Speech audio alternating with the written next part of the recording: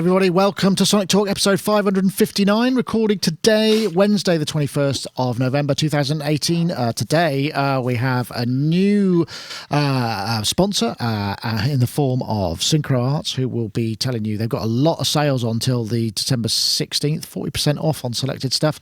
A little bit of a message on that later. And also to iZotope, who will be giving away a fabulous copy of their RX7 audio restoration software. So we encourage you to stay listening, where you'll get full details of how to enter to win, and also spend to save. I don't know. Is that a thing? It seems like it might be. Anyway, this is a podcast to do with music technology, synthesizers, drum machines, software, live production, studio work, electronic music, all those kind of things. If you're wondering what's going on in the background, you may, if you've seen this podcast before, know that we're putting on a live event on Saturday, this Saturday, the 24th of November. In fact, we'll be streaming some of the performances from the evening. We're at 6:30 UK time via this YouTube channel and Twitch and Facebook, probably all at the same time. So if you want to watch that, we've got performances from Gaz. I'm going to hop in and do a little bit. There's also Chris Calcutt and Battery Operated Orchestra. So that'll be a lot of fun. And if you're coming along the day, we look forward to seeing you. We're actually sold out. I'm not pimping tickets anymore because there are none left. They've all gone, as I said they would. I know that we sounded like we were being ever so salesy, but it actually was the case. So anyway, let's join our guests. We have three people from around the place. Let's start off with Mr. Charles Chicky Reeves. We haven't seen him for ages. Charles in his London studio, been on the road, where he's front of house guy for Howard Jones and loads of people, but also works in the studio and OMD, of course. Yeah. And that's who I've been busiest with for the past 2 years. We've been on tour constantly, and we're off tour right now. We start back again in January, going to South America, and then a little bit in March, and then nothing until October. Oh, so that means huge, massive tour then. And you've got an album out, is that right? Or you just finished an album? I just finished mixing it. In fact, I ran it off last night. I was just listening to it now. It's a 2.5 hour long piece of music. Bloody there you hell. Go. Yeah, it's quite unique. It's a sync to picture sort of thing. So I'll tell everybody more about it when the time comes. To picture when I synced it to picture. Okay, right. Yeah. Well, that sounds like plenty of work to be getting on with. So lovely to have you, Charles. And also we have Mr. Richard Hilton, who's over there in Connecticut, near New York. How near New York are you? Actual New York City? It's about 80 miles from here to the middle of Manhattan. Oh, right. So that's not that far. I did look when I came to in September. I did look at making it out to you, but it was the transportation without a hire car was, and you weren't there anyway. But the transportation was a nightmare. It was bus to such and such a place, train to somewhere else, and then a taxi. No, it's really easy actually for you to get from New York to here. And next time you're around, I'll talk you through it, and I'll come pick you up. Well, that's probably where my lack of knowledge of American public transport, aside from subways. There's a train out of Grand Central that comes pretty much 20 minutes from here, and I'd come and get you from there. Oh, awesome! Next time I'm flown over by Yamaha or whoever to do a product launch, I'll definitely make sure. Because the other times I come, I'm obviously in LA. But Rich, lovely to have you. Have you been at home for the last week or so, or have you been out on the road again? I've been at home, give or take a gig, an attempt in New York. I've been at home since Halloween. Oh, it's the longest stretch of being at home I've had since May. Because like Chicky, I've been on the road a lot, and about to go back on the road next Monday, and be floating around your neck of the woods, so to speak. I'm curious because I've only ever really done short stints. I've never done a really long or prolonged amount of travel where it's been months and months and months. When you kind of stop and start again, what's the expansion and contraction process? What's the sort of most difficult thing to kind of adjust? This is a bona fide topic you've opened up here. Excellent. That's my job. Good. All right, I'll go first, and then Chicky can back me up on. Or actually, wait. Before I do that, I should say hello to Dominic, shouldn't I? Because yes, I've just started a topic without saying the top. Mr. Dominic Hawken, I do beg your pardon. I was so eager to find out that information. Dominic Hawken is there this time in his fully functional and rewired studio, where he makes some excellent music. Dominic is. You call yourself a serial entrepreneur and musician and producer and writer, so I'll use all of those things. Bit of everything. A songwriter, I suppose, of note. But yeah, more music and app building at the moment. But my background was as a live keyboard player, and then lots of studio stuff and production. I have an on tour thing that might segue into the rest of it, because it's many years since I've done touring. We had an amazing bass player who. Is just a fabulous guy still in his own right. But he used to have a couple of beers and then fall asleep in the bus. And the best thing he used to do is just go to him and whisper, 1, 2, 3, 4, and he'd be out like this. I'm ready. Wow. Great. So that's subliminal level kind of ever readiness. What a great story. Fantastic.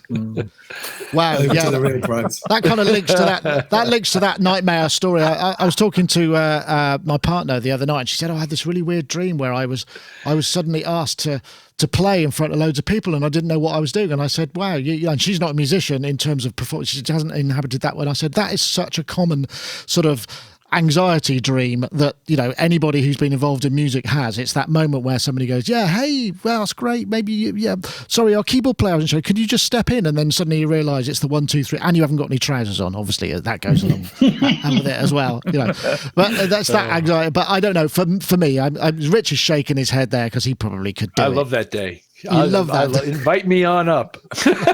Yeah, but that's because you can.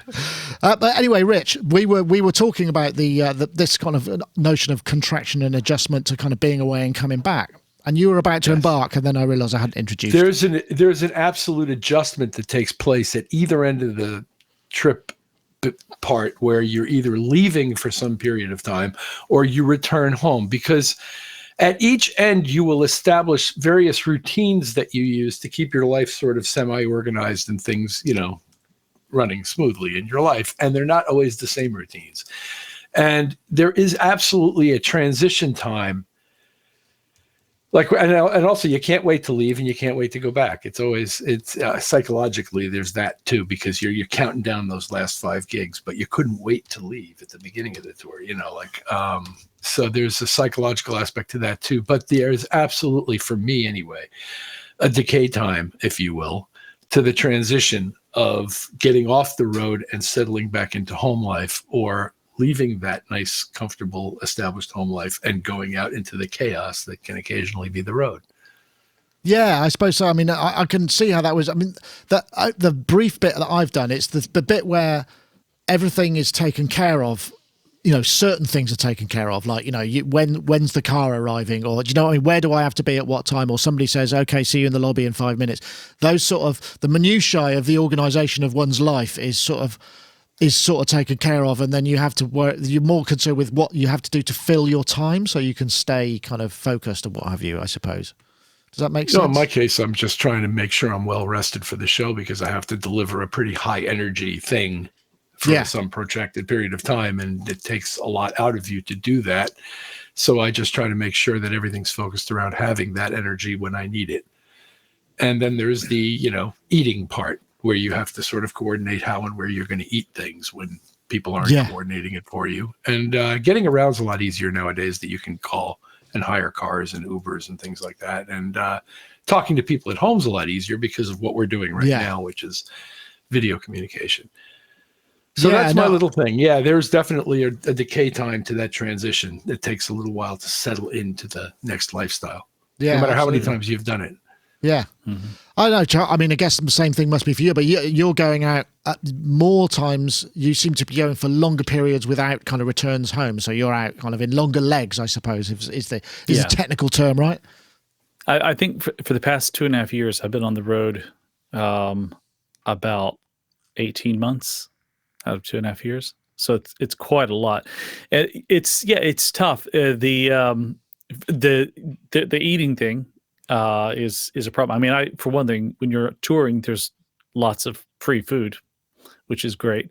Bad thing is there's lots of free food, and it's with catering, it's always around, so it's easy to put weight on, and you're not really eating particularly healthily.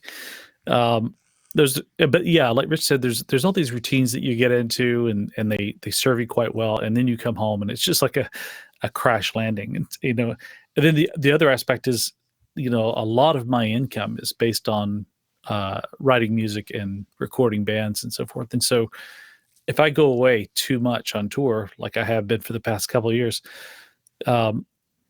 people get out of the habit of calling.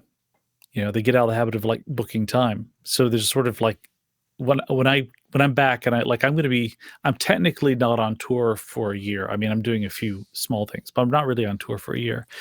And so I kind of budgeted in that there'd be about 2 months where I'm building up work again. It's going to just take a while to get people back into the habit of it. And then, of course, then you go on tour, and then those first few shows they're a bit tricky because you're just not in the swing of things. And, but I do love touring. It's great. Actually, no, let me change that. I don't love touring. I love mixing live shows. I actually hate the touring part, but I love live shows. And the only way to mix live shows is by touring, because it's not like there's, some band that you may work with is not going to play London, for 5 nights in a row necessarily. Again the next week. So touring is the way. But the acts that I work with, they tour. I like working with these sort of older acts because they tour just the right amount for me. I've toured with young bands, and we'd be on the road for like 18 months, and it's just that absolutely will. If you have a family, your wife will file for a divorce when you get back, because even with Skype and WhatsApp and stuff like that, that's no substitute for actually being there.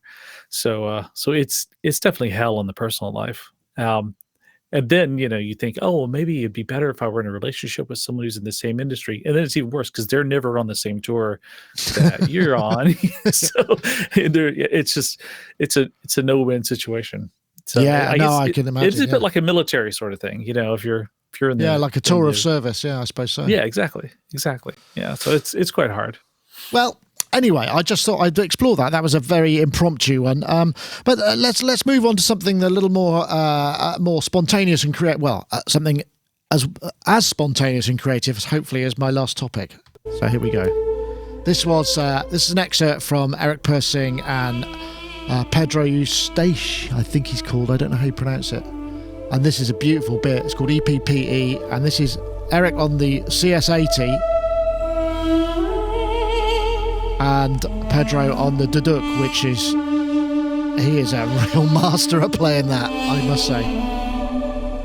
And this is all completely improvised, apparently. They literally got together, could bring 3 things, set up, and went, and then made a recording. It's hard to believe, but they're obviously very... But that CS80 is quite special in terms of expressivity when combined with that. I think he's got a little loop going as well. I mean, I'm not going to play the whole thing. There's loads of it on YouTube. He released it last week, and it's a real... When to see 2 people who can do that sort of thing off the bat. I mean, Pedro is a highly accomplished, with years of symphonic experience. He also does a load of the Game of Thrones things, those sort of, which is very much in vogue, this sort of evocative acoustic wind. And he also plays the Lyricon through modular as well. But he's just so expressive, and he obviously just gets loads of work because he's so damn good. And as we know, Eric is a great player. Although he was allowed to bring 3 things, but he kind of cheated because he brought 3 keyboards, but he also had Omnisphere and Keyscape, which I think... I don't know. I don't know about that. I think that's a little bit cheaty. But Rich, I'm guessing you might well have appreciated this thing. It was if you've had a chance to see it. Very much so. I enjoyed it. I enjoyed it very much. It was terrific. First of all, I hadn't heard Pedro before, and he's actually no. I've heard Pedro a million times before, but I didn't know who he was. And as soon as I saw him doing that, I said, okay, it's him. And he's incredible. He's really, really incredible. And I would like to have seen him play the 300 instruments he has. Yeah, it was a bit of a shame he only got to bring 3, but I guess. Yeah. But anyway, he was amazing. And Eric, of course, is a terrific player and incredible programmer. And he designed this amazing rig to do it on. And in the video, there's either a companion video or it's later in the same video. You can watch him describe to you all this, how this rig is laid out and how it's set up to be so completely controllable. And he's just a fantastic player, and they really hit it off well, and it was really fun to watch. Yeah, it was. It's interesting, isn't it? Because I mean, we know Eric. Whenever we see Eric do demos, and we always go, "Oh, what? That's great!" But you don't generally get to see him be the musician side of him. So yeah, I know, Dominic. How do you feel about that sort of scenario? Being right, okay, let's get in a room and are you an improvisey kind of guy, or do you like to work more in preparation? Not recently. I've been a bit sort of solo since I moved out into the country and set this up and sort of immersed myself here. But I definitely was. I mean, I absolutely loved that video. I wasn't aware of it. Obviously, it's quite new, but you sent it around yesterday, and I haven't stopped watching it. And it's just brilliant. And I mean, Eric, I know of Eric through the sound design stuff. I mean, Omnispheres remains, even though it's years old, one of my favourite. Actually, it's not there by accident. Actually, behind me, it's always on almost everything that I'm working with. And I bought Keyscape as well, and it's just blown me away. One thing about Omnisphere is, since I bought it, they haven't charged me a penny more for loads of updates, loads of new sounds, loads of extras and stuff. It's astonishing. And like you see him do the demos. But this was amazing, and that CS80 is brilliant. The polyphonic aftertouch that he's then wiring into things in Omnisphere. Incidentally, I don't think his Prophet 6 was making a noise. I think it was like a master keyboard. But it was as well. It was, yeah. But it was. No, I mean, it's just astonishing. And the geek in me loved it. It's in the same video about sort of 2/3 of the way through, where he takes you through the way he's doing it. And it's, on the one hand, relatively simple.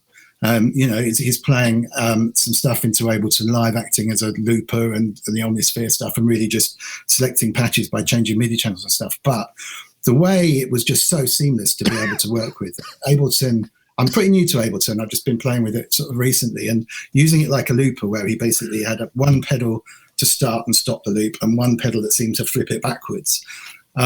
Just astonishing the amount of noise those two make. And Pedro, what an amazing sound. I have no idea quite what he was doing, but they complement each other brilliantly. And God, I wish I could improvise like that. It'd be awesome.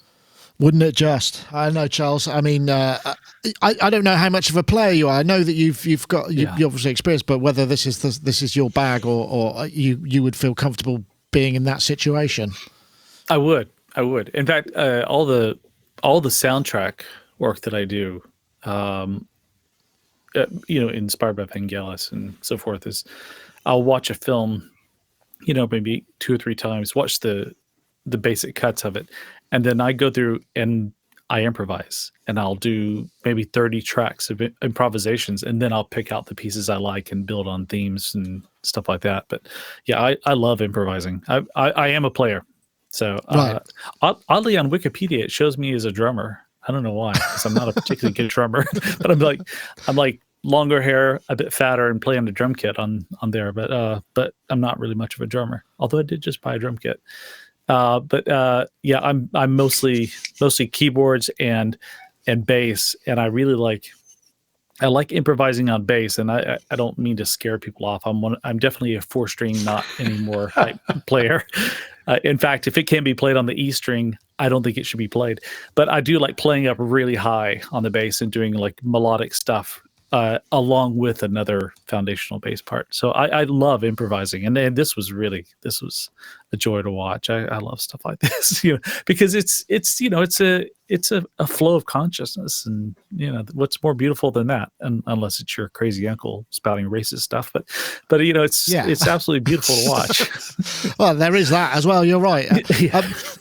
You can get this. I mean, he's selling the music on. I think it's got available iTunes, Spotify, and Amazon, and it's EPPE1. So I'm guessing there may be more of that, because I think they were both sort of really pleased with the way it came out, and it's just nice to see something like that kind of take shape and do that sort of thing in the way that it does. So good on them, and obviously, you know, it's not too shabby as a way of sort of showing how great your Omnisphere sounds might be as well, which is kill two birds with one stone. Why not? Anyway, I think what we'll do is we'll just have a quick word from Synchro Arts, because we got to get a couple of people in this week, which is means I've got to break the show up a little bit more. So let's just hear a little bit from those guys. So it's Black Friday sale from Synchro Arts, up to 40% off selected upgrade paths through midnight December 16th. Revoice Pro, 30% off. Vocal Align Pro, 37.5% off. And Vocal Align Project 3, 30% off. Which is great for time alignment, plug and all that stuff. So if you want to go to synchroarts.com and check out the deals there, they're running from now until the 16th of December, midnight. Of course, we've got Black Friday in between, and this is just a larger kind of amount of those. In fact, we'll be running a live blog on Black Friday if anyone, you know, we often do just post deals that we find. So if you can't be bothered to look, you know, you can always keep that window open and just see if anything pops up. And we'll try not to encourage you to spend unwisely, because you know, you don't want people getting into debt. We don't want you getting into debt. But anyway, yeah, synchroarts.com is where you need to go to find out about those deals. So, right, let's get on to our next one. Yeah, this is actually quite topical. Have a story to tell? Although a really weird ad. To share? Do you have ideas to make the world a better place? Then make a podcast with the RødeCaster Pro. Record up to 4 people. Easily include phone interviews and instant jingle playback. Make your podcast with the RødeCaster Pro. RødeCaster Pro. Professional podcasting made easy. Indeed, it seems to be. But it's a beautiful looking thing, this. I don't know if because one of the things about podcasting is it's very complicated to set up in a lot of ways. So this is the new thing announced by Rode. It's not actually out yet. 4-channel mic. You got a Bluetooth return, so you can take phone calls in as well, which is something that's actually quite hard to do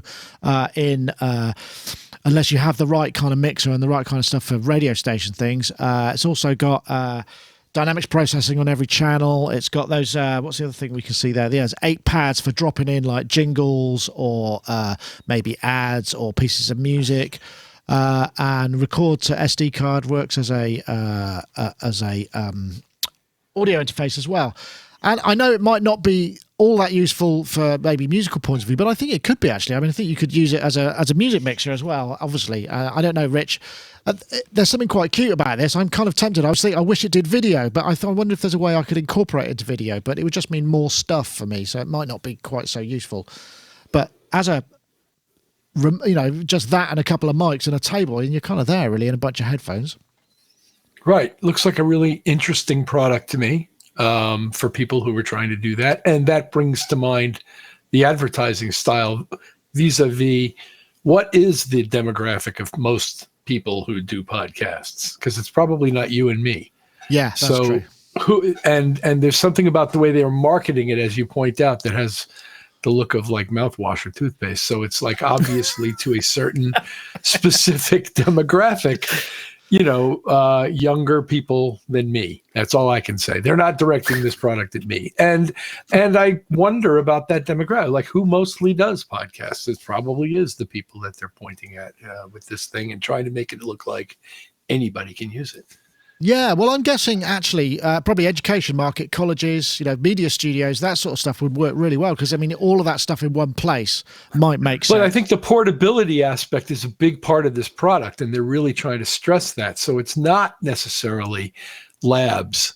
I mean, it can be labs, and that's cool too, and I get it because that's where you're sitting right now. But they are really pushing, it seemed, the portability aspect. It's a portable solution to be able to do podcasts anywhere. Yeah, and that seems important. I guess I don't know whether or not it has multi-channel recording, because that would be useful if you could record the inputs to the SD card as well as a master mix. And the other thing I noticed it didn't have, which would be probably quite useful, is some sort of network connection, so you could just mix straight out and RTMP it to, you know, YouTube or whatever. That would be cool. I know, Dominic, you do some live streaming and stuff. I mean, it is a bit of a pain to set up. I mean, even if you've got a studio at your disposal. Yeah. I mean, if you're late streaming studio stuff, it's obviously a lot easier. But I mean, it's the only weird thing is that advert. because there's a whole bunch of stuff. I mean, podcasting is quite a generic term that's a bit BBC-ish now, but all the Twitch streamers that are taking over the world and the YouTube guys, the gaming sort of Twitch streamers and the IRL Twitch streamers are kind of generally camera, mic plugged into USB port, and a bit limited in what else they can do. And yeah, great, you can sit and play games and chat to people and whatever.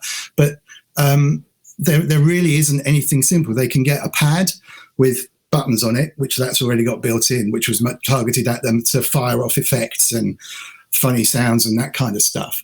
A bit the equivalent of a cartridge machine, I guess, for a radio station. But nothing like this where you could actually even plug a couple of mics in, have your mate wander in, turn it up. And the fact that it's got a bit of compression and dynamics built in.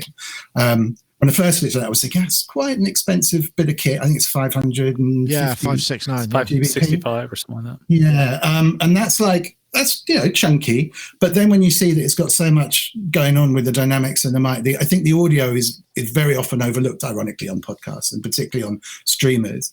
And this is definitely will kind of help them out. I don't know if you're. It looks like it's aimed at people who don't really know how to make podcasts to make it look easy. And whereas actually I think most people who are doing it have a pretty good knowledge of what they need and what's missing. And particularly like you were saying, the remote side of stuff, sitting in a room somewhere with three guys and just a phone to stream through or something. It's brilliant. It's perfect for it. Could be, yeah. I mean, I think most of the streaming system, I don't know about audio-only streams. I haven't really come across that for this sort of thing. I know, Charles, it sort of feels like it's near. I mean, if it had MIDI as well, so you could use the faders and the pads to do other stuff, it would make. I could probably use it here because then I could just almost use it like a control surface and an audio mixer. But at the moment, I couldn't figure out how it would integrate with this setup. Yeah, I could see. So I had this plan of a not a live stream, but of a video series. Because I teach mixing so much, and I thought, what I'm going to do is I'm getting one of those 360-degree cameras, 360-degree cameras, and I'm going to have it at every show that I'm mixing. Like when I go to South America, I'll have it like right there at the console, and people can choose to watch the show, or they can watch exactly what I'm doing on the console or in my effects rack, and just shooting 5K and that sort of stuff.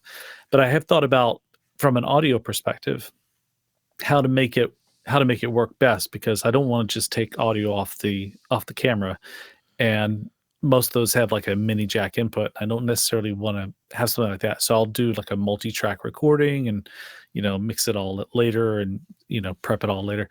But something like this would be quite nice, because then especially with the ducking capabilities of it, if I'm talking, it can actually duck down some of the audio content as I explain what I'm doing and so forth. So I don't know. It seems kind of interesting. It is kind of pricey.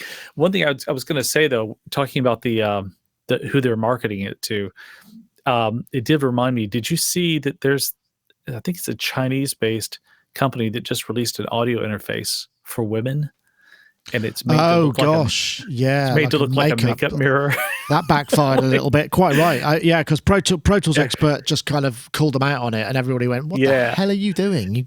Every female that I showed that to, they were like, "What the?" Yeah, I want to. Might want to smash it up, maybe. Yeah. Oh, so funny. But luckily, they have withdrawn their current advertising. Program. Kind of. Slightly kind of cultural sort of mismatching. Maybe the intent was right, but the kind of the vehicle and was all wrong. I guess. Yeah. But anyway, this back to this product. I think it's very consumer oriented, which is a lot of functionality for a consumer oriented sort of device. I do think it's a little bit pricey, but I think also part of it being pricey is not about them, taking the piss or anything. I think it's more like, it's the Australian exchange rate is. I mean, it's Rode, so I suppose the thing for me is it feels like if it worked on multi-channel, then it would have other purposes. Like you could use it maybe if it would work off off a decent. It didn't require lots of power. You could use it like a location record. There are other ways, or if it had line inputs, it just feels like a little bit of tweakage, and it might have crossed over a bit more, and there might be other ways that you could do it. But I mean, as a thing, it feels like it, like you say, yeah, it's sort of pro because it's very specific use. Yet the marketing for it seemed to be quite generic, which is weird. Yeah. So maybe, I don't know, maybe it'll sell. We've been asked if we might want to use it at NAMM for a live broadcast of some kind, but then I'd have to interact that with the video somehow. So I guess if I had the video out of that and it could go into an iPad as an audio source, and the latency wouldn't work, then we could stream from the iPad camera or something like that. I'm not quite sure how it would work, but we might end up using it as long as I don't actually have to carry it in a suitcase over there with me. We might do something with it. You never know. Because I think it's a bit chunky, but yeah, it's kind of cool. Okay, well, I think I've done that one. Oh yeah, look who's got a new album out. This is an interesting idea, based very much on the sort of Equinoxe legacy, I suppose. This is an interview with JMJ. It's very much visually inspired, and there's some really interesting ideas in it. But he kind of calls it like it's a follow-up album, like he hasn't done anything else since. For the first time in my life, I started from the visuals and having all the visuals of the artworks before starting one note of music. And then, based on that, I did this album as a soundtrack for a kind of imaginary scenario. And this is what Equinoxe Infinity is all about, and also linked with the idea of artificial intelligence, with the idea that we all know that in the very near future, artificial intelligence is going to create a huge revolution in our day-to-day life. And as artists, we have to start to admit that in the very near future, machines will be able to create original music, to create original movies, original books, and what would happen then to us? Which I have to say, I think the interview and some of the points he brought up in that were quite fascinating. And if they are linked to the album, great. I mean, the album itself is Equinoxe Infinity. It's got a number of tracks on it with sort of harkbacks to some of the sounds in there. I'm trying to think how many tracks it's got on it. I've got the actual the thing here. What is it? It's something like I think there's like 20 or so. There's quite a lot of tracks, so yeah, but it's not 2.5 hours. It's not too. You're right, Jai. In terms of value for money, well, with that you can bring in and start and maybe don't buy that, buy this, except yours isn't available yet, whereas his is available now.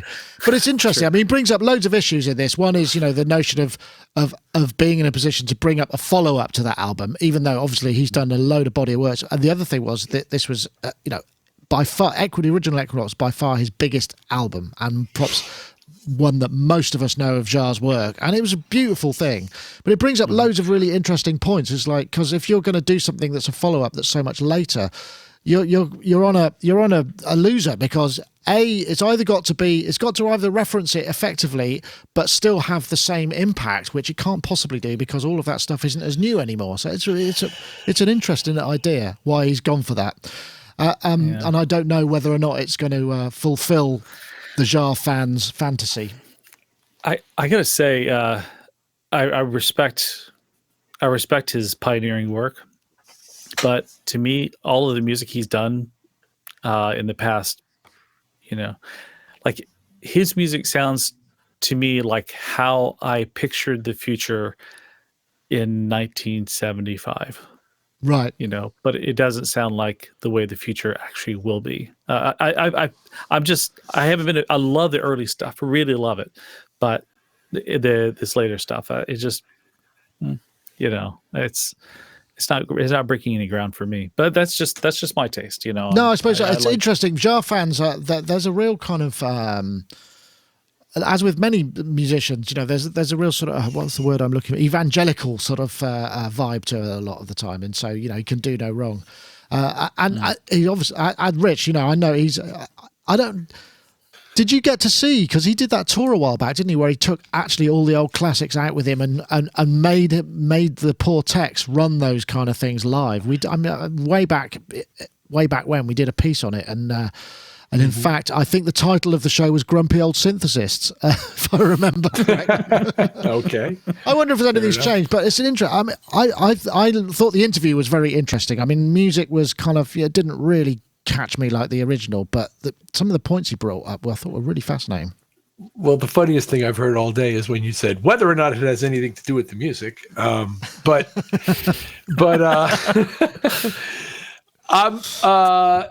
I think Chicky is far more diplomatic. I can't possibly top his diplomacy on this one. I'm not that big a Jar fan. Never was.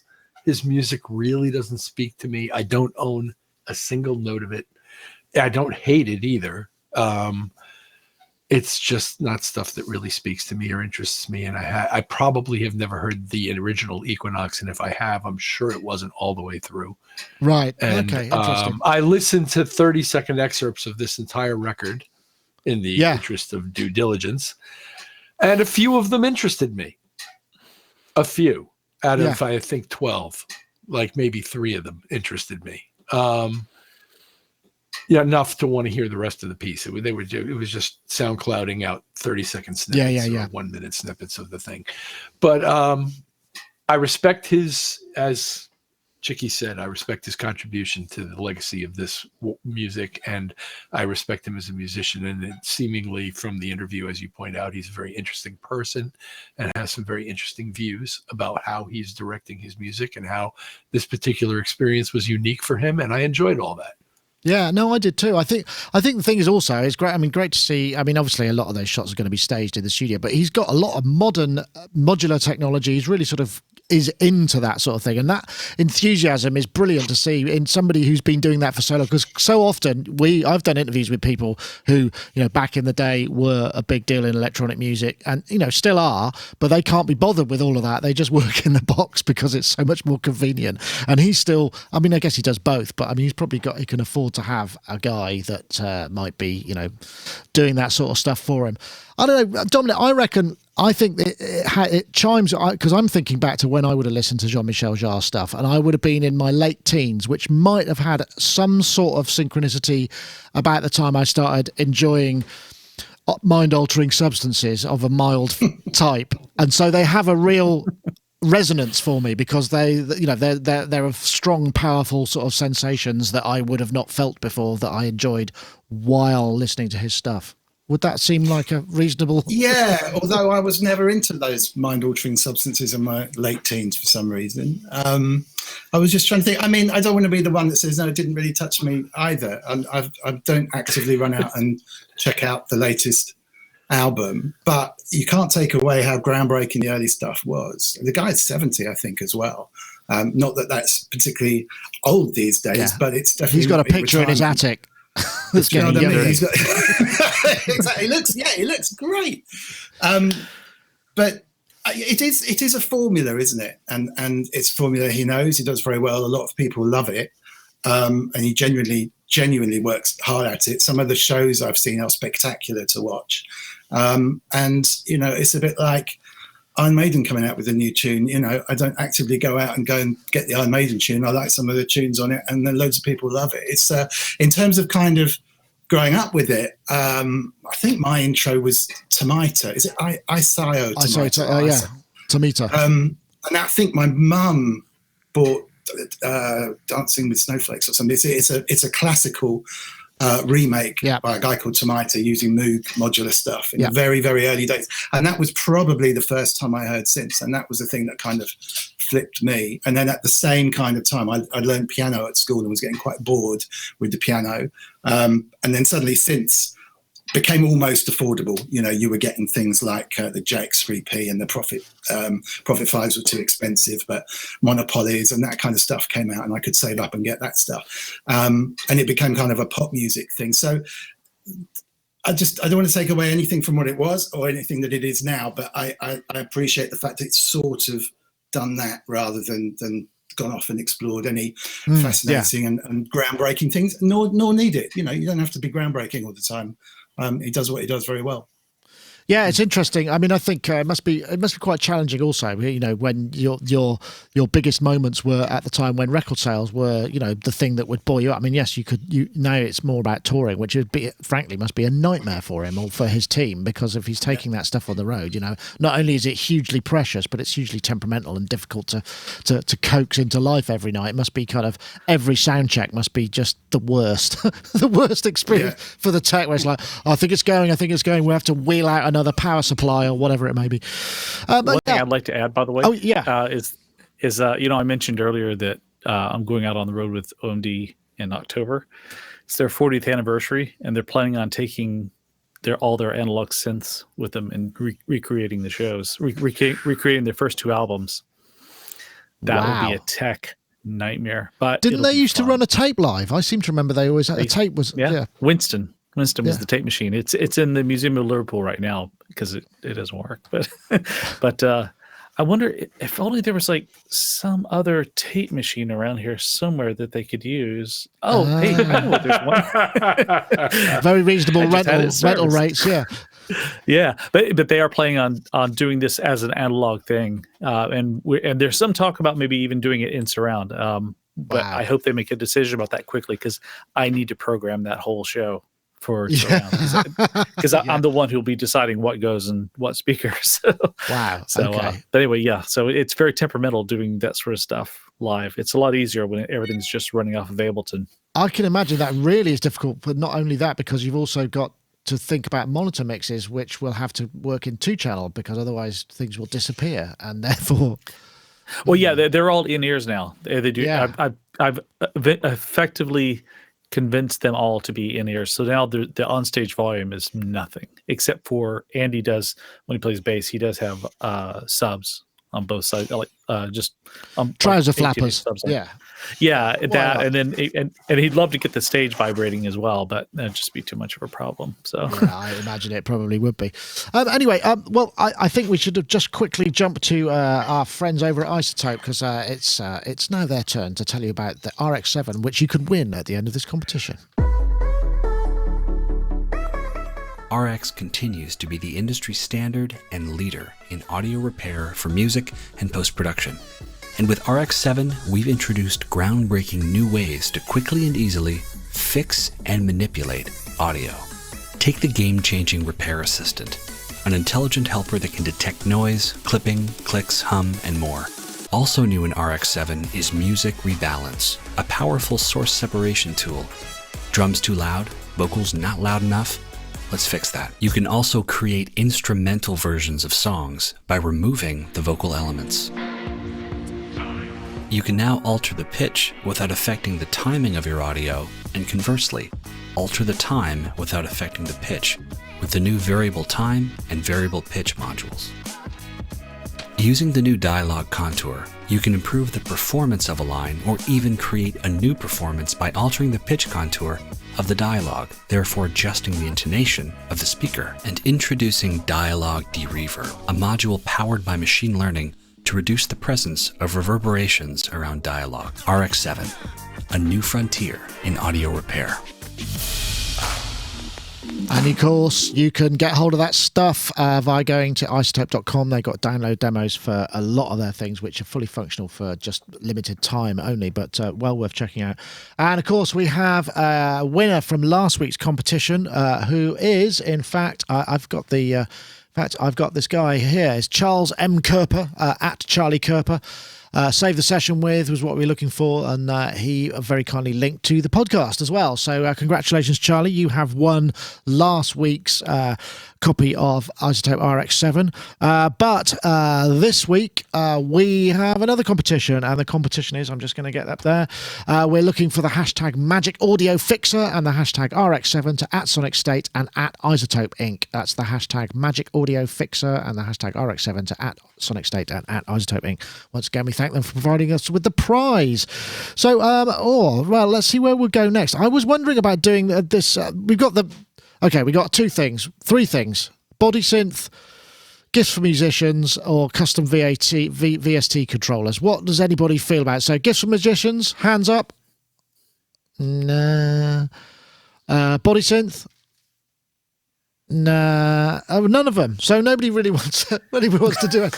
Okay, well maybe let's go home. Maybe suggest another one. Gifts for musicians. Right. Okay. Here we go. That's perfect. Okay, I did actually find I had a link. This was a Red Bull article that I spotted a couple of times ago. It's one of these listicle things. 7. You no longer do the 10 or the 5. You have other numbers because then it stands out apparently. So the listicle of 7. So for audiophiles, clubbers, hip hop, or fanatic, or indeed musicians. Strings of Fury, Daft Punk, Yo-Yo. These are their suggestions. This Buddha machine looked kind of interesting. This is just sort of a drone machine, but it seems like it's got built-in tracks rather than totally generative. Christmas jumper, always good. One of those. Beastie Boys book and New York music. That'd be good. Matte print. Yes, that looks kind of fun. Actually, that New York print. Just as a side note, there's a site called Dorothy, and I bought last year for my technician when I was on tour. I bought, because he's obsessive about like craft work and so forth. I bought him this poster, and it looks like a schematic, like a blueprint. Yes, schematic. I've seen those. It's the history of electronic music. Like Dorothy has all kinds of stuff like that. But for music, this music oriented, I absolutely I'm going to find it. I've got it here. This is it. Yeah, that's the one. That's the one. That's the one. Although I have to say, there is one fault. If it's a schematic, of course, so there's got to be a fault. There's one fault to there. They don't have OMD listed. Wow, I bought one for Andy, and when I looked at it, and when I realized they didn't have OMD on there, I was like, well, I'm going to roll that back up and not give it to him. And if you put it up in your house, you have to put it up in a room that he's unlikely to visit when he comes round. Exactly. It goes down and he walks by. There's like sort of a wider space on the wall, which is obviously there's a picture. It's like, was it? Oh, well. But yeah, it's weird. I don't know why they didn't put OMD. They put all kinds of other acts that I wouldn't even consider electronic in there. But they did put OMD, strangely. Well, that is an oversight. There's a lot of options. I mean, I don't know, Dominic, do you get, I mean, you've got your studio. Do your family attempt to buy you kind of musical knickknacks that you might use, like whether it's cable ties or something, you know? Exactly. I've got so many boxes of cables. The boxes of cables at any studio is ridiculous. No, we kind of stopped buying people. I tell you what I would like is one of those old school hip hop boom boxes. Oh, yeah, okay. And kind of even monitor through it. I just want one of those, and kind of takes me back anyway. Not that I was ever a breakdancer or a hip hop artist, but I just remember the sound. It's boomy, isn't it? So I can stick it behind me. Well, look, there you go. Look, there's a selection of classic 80s and 90s boom boxes. They're not cheap as far as Christmas. Look at that. But yeah, I'd really like old school one of those in good condition. Yeah, I don't want one of these. Not after these kind of things, but no. That's probably sounds great. Dominic, I was wondering if I can recommend something to you along those same lines. Have you heard the Apple HomePod yet? No, I haven't. You heard that? I haven't. It sounds amazing. And it's like, it's the strangest, like you listen to it and no matter what, it has a microphone so it can read the space that it's in and it adjusts for the space. In whatever you play in it, it's the strangest, best sounding thing I've heard. I would love to have two to monitor on and hear. Do they do proper stereo yet? Because that was something that didn't actually work when they really. Yeah, they have. Apparently, they have it now. If Whoa, you have two of them, technological advancements. yeah, I know. Well, the whole Bluetooth and stereo thing was weird for them for some reason. But yeah, those, I gotta say, this is not product endorsement, but God, those things sound amazing. Is it Bluetooth or Wi-Fi?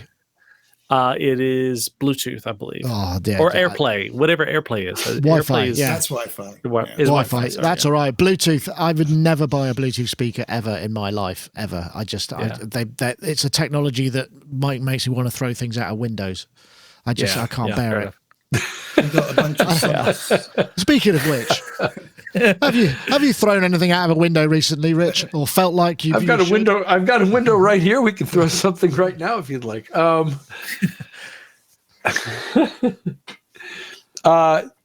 the campier gifts, things like pins, scarves, posters, T-shirts, things of that nature. There's a company in the U.S. called The Music Stand. I think it's probably themusicstand.com, but if it's not, you can search it. and they have a catalog of all kinds of little tchotchkes and clothing and stuff. And I'm looking. It's not a bad gift source for that sort of thing. Yeah, okay, I'm seeing it. Music stands, music instruments. Oh yeah, so there's a whole bunch of. No, but there's also who wouldn't want a garb kazoo? But there's all kinds of little, like I say, tchotchkes like that relate to music of various. What's it called again? The music stand. The music stand. .com. Cool. Yeah, I like that. Yeah, that looks good.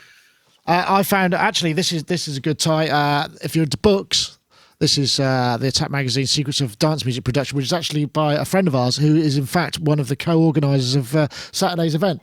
It's a great coffee table book with just tons and it's not just a load of obsolete software shots. It's actually got loads of really interesting techniques and kind of philosophical, creative exercises to kind of go, hey, do you want your hi-hats to sound better? Maybe you should try something. You know, it's a great book. This is called the Secrets of Dance Music Productions, and you get access to loads of project audio and project files, so you can try a load of this stuff out. It's actually quite cool. Who is the co-author? Chris Barker, he's called. Okay, yeah. Great.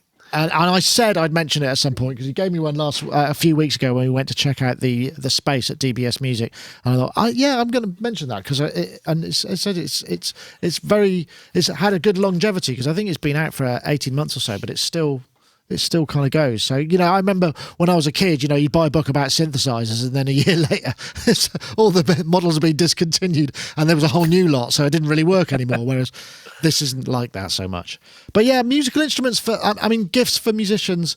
I always find it's probably easier for musical people to buy gifts for other musical people. It's generally really hard for non-musical people, like, you know, some of your family would like to try and sort of it's much harder for them to find stuff that you wouldn't just go, that's very nice, thank you very much, but actually I've got 10 of them, but you didn't know, I suppose. Or actually what I really wanted was a cloud pair lifter, of socks, you know, or you know, like, yeah, it's for some obscure piece of gear. Yeah, I want a cloud lifter for my microphones and maybe like a retro Lindahl retrofit for my ribbon mics, and like what?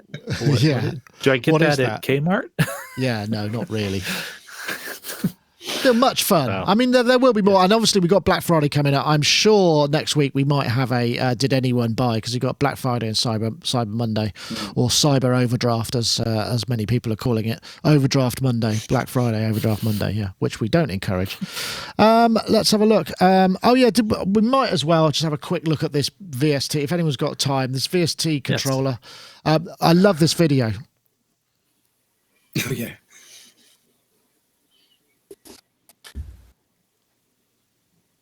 This is a guy called Raphael Huber. I do this for the first time. I've never talked into a camera before, and I must say that I am very impressed with all those YouTubers who make this seem so easy, because it really isn't easy at all for me. What can I say? So we'll fast forward because it's a very long. So what he's basically done, I just love that introduction. It was awesome. So he's built a custom VST controller. Of course, this MIDI controller is assignable. So each knob can have a specific MIDI controller or program change or even 14-bit on RPM. But if I just go to the webpage, there's a Kickstarter actually, which I don't think is actually doing as well as he might hope, which is a shame really, because it's always nice to encourage people to do good things. But so this is a MIDI controller. I'm not sure if this is the right thing because it's very dense and very difficult to maybe discern, but once you learnt it, it might well be something that would work very well. But it comes back to that concept of coming up with MIDI controllers that work for various things. And I think I don't think there is such a beast as a MIDI controller that will do everything. I think we're seeing a lot more of these MIDI controllers which are specifically dedicated to specific devices, like smaller. There was one that was posted just recently. I think I got it here. Yeah, this is the Reface. There's another one which is the Reface DX, which was. I think I had a picture of it somewhere. I don't think I have. Yeah, so it's like a controller that goes on top of. It's called the DTR-DX. So that sort of thing seems like it's a control. also just as valid. I suppose I should really focus a little bit more on what this guy's done. Ultimate VST MIDI controller. It's only like, I think it's going to be, what does it say it was?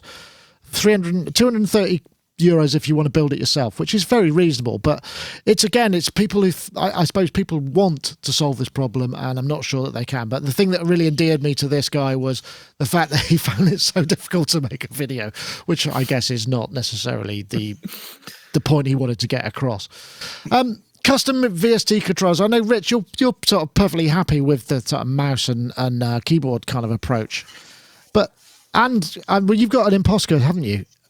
An Oscar over that. Not an Imposca. An Imposca 2 controller. Yeah. But again, it's specific. Magnificent controller. Yeah, also awesome. And it really makes a difference, but it's very hard to make things that work for everything. That's the problem. Well, that's the thing, and especially when you don't have labeling that updates with each thing it's doing. So, for example, if you had a device like the one this guy is showing, and every single knob on it had a flexible display, so that each time you called up a preset for whichever instrument you want to control with it right now, the controls that are mapped are all displaying what they're mapped to. Without that, it's sort of not that much different from what Novation's been offering for a long, long time, which is we'll sell you a whole bunch of knobs, pads, and sliders, and you can assign them wherever you want and save setups. And I said to them from day one, why do I have to do that? And they said, well, because you should. I mean, it's fun. You can do it like this and you can do it like that. I'm like, yeah, that's great. You guys should have templates for everything. You guys should have templates for everything. It's really difficult. I think that's going to change with the new MIDI CL, which is the I can't remember what it stands for, but it's the inquiry, command inquiry, so capability inquiry, CI. So you could say, what have you got? Okay, I'll have it.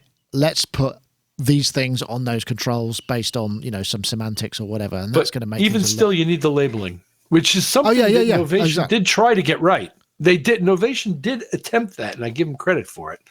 But although it's not much what they give you, but it is labeling of some sort, and you can sort of tell what everything does. Well, the new SL Mark II, SL Mark III does. I remember SL Mark II. I think. I think that does. No, I think they're up to Mark III now. I think Mark II is the one I was using. You're right. Yeah, so Mark III does. You do get kind of. They give you little scribble strips for the knobs and stuff, so you can see what it's doing right now. Yeah, that's right. So that's the kind of answer. But it's a tricky one, isn't it? I know, Dominic. Do you? I mean, you've got a lot of variable different things in your studio. What do you use as a MIDI controller for general knobby stuff, or do you shy away from that? I've tried everything, and I agree with you. I don't think there's one size fits all. Most successful one, I think, there's a Kiwi Tronics controller. They are the guys that make the JX3P add-on and the Juno 6 add-on. And the first thing he did was a JX3P replacement controller. And then every time they've released updates, it covers MKS80, MKS70, 3P, Poly 6, Code 8 stuff. There's a roster. Yeah, there you go. There's a whole. That looks awful. No, I can't really see what that is. I think it does look like that, but it doesn't actually look like that. If you see what I mean. And it's okay. It's okay. You've got your filters always in the right place. It doesn't do everything, but I've actually got a lot of rolling kit here, and it probably controls 6 or 7 of my synths at a switch of a button, which is really useful, and it's really good for recording filter sweeps and that kind of stuff. So that's ace. But I've tried a lot of other things as well, and there isn't one size fits all. The kit that you're talking about looks great. I mean, especially if you've got a specific requirement, like I want to use this to control this very complicated synth, and I'm going to set it up to do that, it's going to be amazing. But then when you start saying, well, and I'm going to do another template for this synth and another template for that one, it falls apart. Specifically, I think, like Rich was saying, for the labeling, it's really frustrating because fundamentally it comes back down to some kind of touchscreen, whether it's an iPad or whether it's a Slate Raven screen. That gives you the labeling, but without the functional knobbiness, if you like. But it's always going to be better. I also agree with you with the MIDI. I mean, querying a device to say, what are you, and updating some kind of display on a screen is getting a lot easier in terms of the cost of doing things. Also, those little Opto controllers are getting very, very cheap. That's why you're seeing stuff like this being released. If you get a little Arduino style controller, little PC controller for I think about 30 quid, and a bunch of those Opto twisty knobs, which are about £2 each, it's not that hard to put that stuff together. But there is that is not going to solve all my needs here. And ultimately, if it's not a Roland thing that runs off the Kiwi controller, I normally just drag a mouse about, to be honest, and I just get used to it. You always end up going back to using that mouse, really. Yeah, I mean, if it takes a while to set up, it's always the thing that you haven't set up yet that you have to use, and that just breaks the creative flow, I guess, isn't it, Chicky? I mean, that's the difficulty. I mean, says the man with a lot of analog stuff. I mean, I have noticed that your desk is more like a stand for your OP1. It's only because I was just doing something on the OP1. So I have a stand for the OP1. It's funny. The OP1 is actually a great controller. I used to take it out live with me. That's when I do use controllers, like parameter controllers, not keyboard controllers, because you switch over to controller mode, and it's like everything has a different. It's great. The only thing is that 600-700 quid. You don't really want to be taking that out on the road too much. So but that works because you get production rehearsals and you can set it all up so you know where it is. It's the sort of bit where you're in the creative part that the controllers become very frustrating, I think. Yeah. For me live, I use Stream Deck, which is a gaming controller. Because I think is that the Elgato thing? Yeah, Elgato. Yeah. The Stream Deck, mine's I think it's a 5x4 or 5x3. I can't remember. Whatever the bigger one is. Yeah, that's it right there. I use Stream Deck for controlling Ableton, because I use Ableton to run effects, and then I have a couple of Akai controllers, and then a Chaos Pad. And that's pretty much my live setup. I mean, that's my controller-wise live setup. They're pretty good, actually. I've been looking at these because the Stream Decks, you can put. They don't do MIDI yet, which is a bit of a shame. If they did MIDI, it would be pretty awesome. But what you can actually do is you can use it. They use them in switching a lot, but because you can put custom icons under each button. There's a little LCD screen, isn't there? Yes, that's right. And it's that they're not pieces of paper; they're LCD. They're actually quite cool. Yeah, it's a good. Yeah, I do love it. It's great because all the basic functions I need, like in the set list, I have a different scene, for each song, which has its own tempo and sends tempo to the Chaos Pad and changes out effects through the UA stuff, because I'm running a UA interface, Apollo 8 interface. But the Stream Deck, I can do all my scene switching. I can do tap tempos. I can do launching. I can do stopping, panic, all that kinds of stuff. I assigned that to that, and then but that's not MIDI. How are you doing that then? If it's not MIDI control? Well, with Ableton, you can do keys, can't you? Key or MIDI, and so I just assign it to key, and then for the Kai, the little 35-pound controllers, I assign that's MIDI. So I do a combination of both of those, and just make sure I have a USB port plugged into my laptop. So you're using Ableton to live process audio as well on the way in? Yeah, basically I've got 8 sends coming from my console, which go into Ableton, and then instead of sending out a master out, it's just sends only, and then that directly routes to 8 return tracks where I have like a splash reverb, a splash delay, a regular, like a vocal reverb, like a plate reverb, like a EMT plate or something like that. Oh, I'm just getting a message. Hold on, I'm just getting a message from Dominic. He said his plumber might show up during the show, and it looks like by the that's my secret sign. That's your secret sign. So you got to go and see to the plumber. Rock and roll. Dominic, thank you so much. We nearly got to the end, and we'll say goodbye now. But thank you very much for joining us. See you on Saturday, hopefully. Cheers. Yeah, see you there. Look forward to anyone else is there. Take care, guys. See you. Yeah. Take care. Bye. I just saw a plunger up here in the screen, and I was thinking, wow, I really need to investigate what that is. So stuff that doesn't matter, that latency doesn't matter so much. No. No. Right. Well, the thing is, I don't really. Yeah. Oh, you mean latency as in running through it and then back? Yeah. Yeah. I'm not doing it as inserts. I'm just doing it because I'm mixing a Digico console, and I love the Digico. I think it sounds amazing. I am not crazy about the sound of the reverbs in it, the reverbs or the delays. Like, for instance, on their delay, it's like they have a modulated delay, but they modulate after the delay, and I want modulation leading into the delay, and you can't really change it and stuff like that. So I use all UA effects. So the latency is pretty low. Yeah. I mean, it's probably, I'm running at what 64 is my buffer size. So it's like, maybe a millisecond. It's almost nothing, so and if I really wanted to, I could, if I wanted to just run as straight effects, I could run through console and have near zero latency. Console being the program, the UA program, but I don't, because there's certain things, because of tempo changes and stuff like that. I run it with Ableton, and there actually is one effect that's in Ableton that I really like the sound of, which is their on the new Ableton suite. It's their Echo. I love the sound of that Echo. It's really, really nice. But that's my extent for here. I just, I click and drag stuff, and I'm fine with that, but I am primarily, outboard synths and stuff like that. I don't really use, I have pretty much every soft synth that's made, at least all the major ones, but I don't use them that much. I use outboard stuff, the real thing, more than anything else.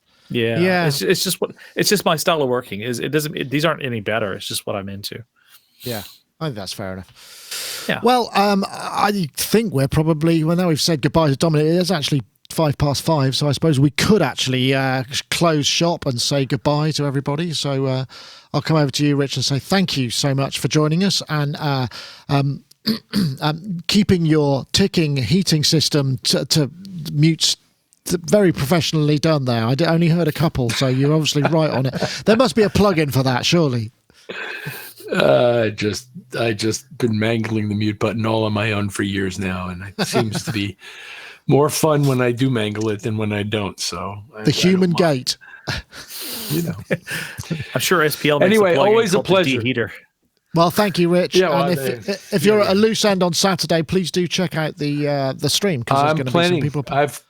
It's on my calendar to watch from here. Excellent. Well, I look forward to seeing you in the chat. I don't know if I'm going to have much bandwidth to be able to actually monitor the stream, but we've got a social wall going, so we might see stuff going past on the IRC, YouTube chat, and Instagram and stuff like that. So yeah, it should be fun. But thank you very much for joining us, Rich. It's been a pleasure. And also, Charles, Chicky Reeves, love to see you again. Very pleasant to see you. Good to see you too. I know that you're going to be around a little bit too, so that's awesome. I am. Yeah, I'll be around for a while. I wish I could be there this Saturday. The only thing is, about 2 months ago, I bought tickets to the IMAX cinema to watch the re-release of 2001: Space Odyssey. So, so it's kind of hard for me to not. Yeah, do that, no, that sounds nice. I promised my daughter I would take her, so I'm taking her to see it. She's 12 years old and really into Stanley Kubrick. So excellent. Well, it's the right thing to do. Well, folks, thank you very much for joining us this week. It's been brilliant. And just before we go, I should re-mention the iZotope competition, of course. We're looking for the hashtag on Twitter. This is the hashtag Magic Audio Fixer, one word, and the hashtag RX7 to @Sonicstate and @iZotope Inc. That's the hashtag Magic Audio Fixer and the hashtag RX7 to @Sonicstate and @iZotope Inc. But that's it for this week. We'll say thank you very much, and we'll see you next time. Dominic's already gone, so he can't wave. But that's it for this time. See you next time. Take care. Bye-bye now. Cha-cha.